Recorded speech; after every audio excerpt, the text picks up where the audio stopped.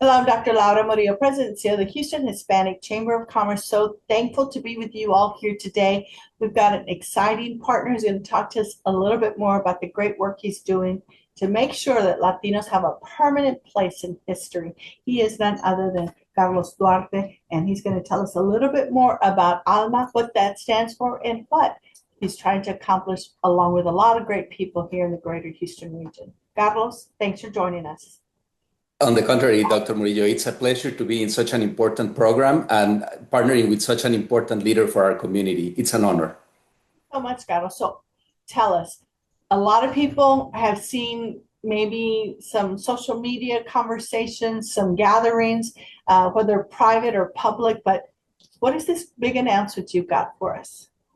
Well, ALMAAHH is basically the local effort that it's rooted in community to build a state-of-the-art cultural center here in Houston, a place that is going to be home for all of Latinos, where we are going to be showcasing who we are and inspiring new generations through arts and culture. But it's also a place where everybody else is going to be able to experience the American experience, but through a Latino lens. So what does that mean in terms of a physical space? Tell us what that means and more about that.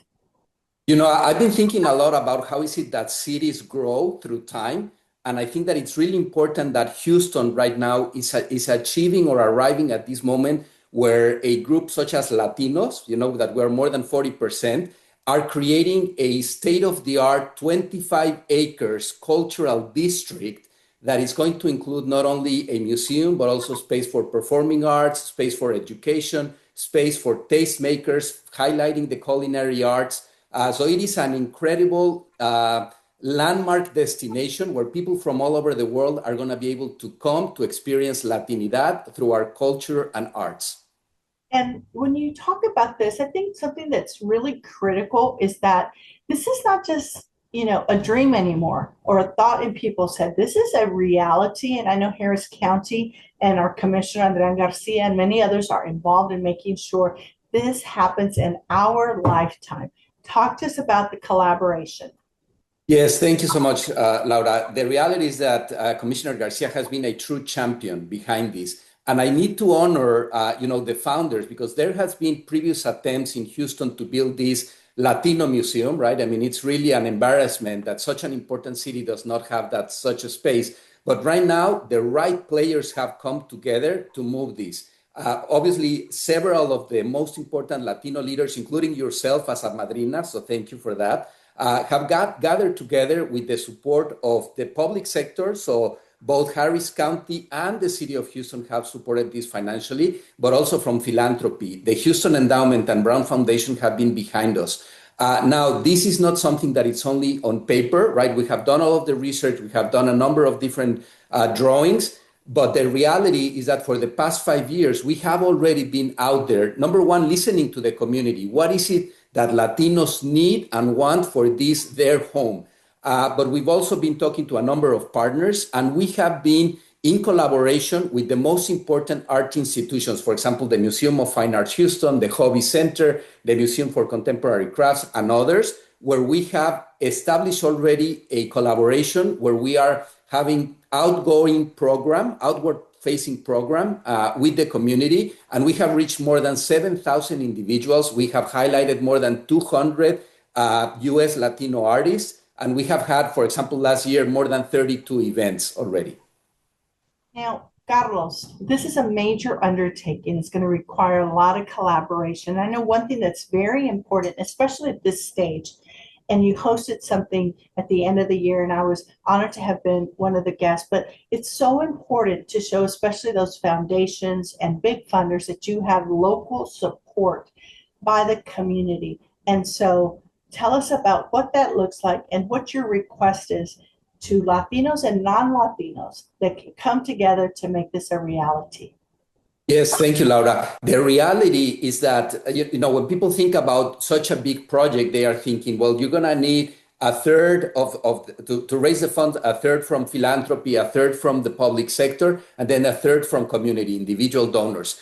And it is very interesting because there's a dialogue between these three sectors, right? So So everybody's looking at the other one saying, okay, are they supporting? Are they supporting? And right now we have incredible support from philanthropy, incredible support from the public sector. But most importantly, Laura, we have the incredible support of the community. We started 5 years ago with 100 Latinos. You were obviously also part of that initial 100 leaders in the community that are supporting, but we have grown in support. And it is very important to have people that are from all walks of life, right? I mean, we have people that are on the right, people that are on the left, people that are wealthy, people that are working families. Everybody is behind this incredible effort, supporting us either as audience or financially. So we have this very important program that is called Madrinas and Padrinos, that is basically a commitment to help us support the operation of the organization for the next 3 years, and an opportunity for them to give a special input into how the whole project develops. So the invitation to the community is to participate in any way, either as audience, through social media, or even financially, and connecting us to the corporate partners that they might have. And through their connectivity, as we all well know, is that Houston is very philanthropic, and that when we have a vision, it will get done. And it requires a lot of voices and people picking up that phone and collaborating to get us to the finish line.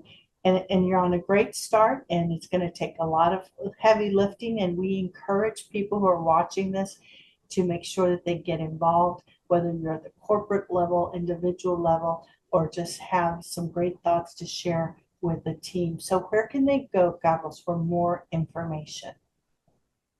Well, they can go to our website. They can also look for us at social media, ALMAAHH. They can find us, and they will see constant publications. We're constantly promoting all of our partners' activity, and through our website, they can connect through all of our donation programs. Excellent. So before we wrap up, Carlos, what would you like the audience to know? Well, I would like for them to take real pride in this local effort to portray one of the most important groups in the nation, and that we are giving truly a home to a group of people that has never been fully recognized. Everybody that lives in the United States has that experience, right? There's always someone that is questioning, well, you Latinos, are you really Americans? Yes, we are Americans. And then people in Latin America, are you really Latino? Yes, we are Latinos. We are in the United States. And we are a unique people, that we are producing unique art. We have a unique culture, and we want to share that. It's our love letter to the world. Look at how is it that we experience life and how we showcase it through the arts and culture. So that is our gift to the world. Very well said, my friend. Thanks for all that you do, Carlos. I know that on behalf of the Houston Hispanic Chamber of Commerce, that we are here to support you both on a personal level. I just want to say thank you. They've selected the right person to lead this effort, and I'm right here by your side all along to the finish line. So thanks for all you do, and we'll see you very soon, Carlos.